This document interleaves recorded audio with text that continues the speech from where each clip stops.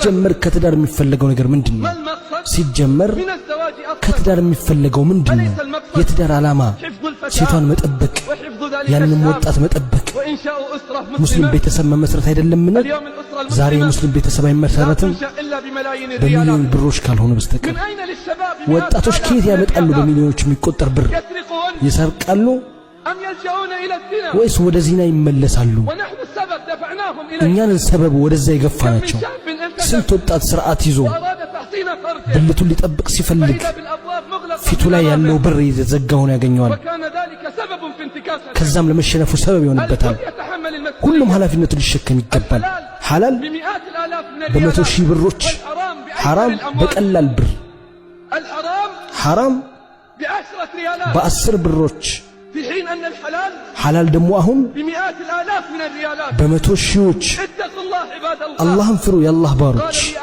አንድ ሰው ሲነግረኝ ስለ ጋብቻው ሁኔታ ትዳር መያዝ በወሰንኩ ጊዜ መረጥኩ የማቀውን ሳሊህ ቤት አለ። ወደ አባቷ ሄድኩ መስጂድ አጠገቡ ሰገድኩ። ሰላቱን ካበቃ በኋላ ርዕሱን ከፈትኩለት በመርበትበት። እሱ ያቀኛል በርግጥ አለኝ። አንተ ዲኑንና ባህሪውን የምንወድልህ ሰው ነህ። ቤተሰቦችን አምጣቸው እንድንተዋወቃቸው። ከቀናት በኋላ ቤተሰቦችን ያመጣው። ቤተሰቦች ተዋወቁ።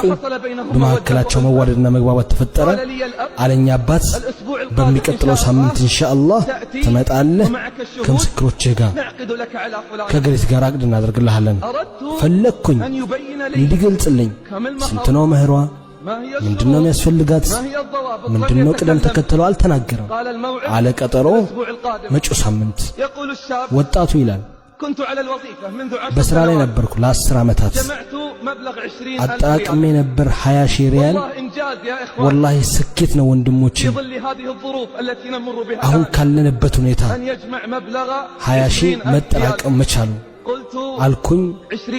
20 ሺህ ለሷ መስጠት አፍራለሁ። ሰዎች እየተሽቀዳደሙ ባሉበት በግልጽ የሚደረጉ ብክነት እያደርን የሸይጣን ወንድም እስክንሆን ድረስ እነዚያ መሰረታቸው ብክነት የሆኑትን ማባከን አታባክን። እነዚያ ባካኞች የሸይጣን ወንድሞች ናቸው ይላል ቁርአን። ሌላ 20 ሺህ ተበደርኩ። ስንት ሆነ ገንዘቡ? 40 ሺህ ሆነ አልኩኝ። 40 ሺህ አይበቃም፣ ዛሬ 40 አይበቃም አልኩ።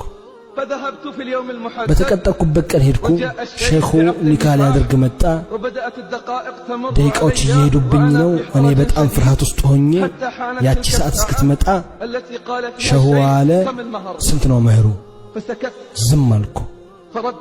ደገመልኝ። አሁን አልኩት 40 ሺህ ብር።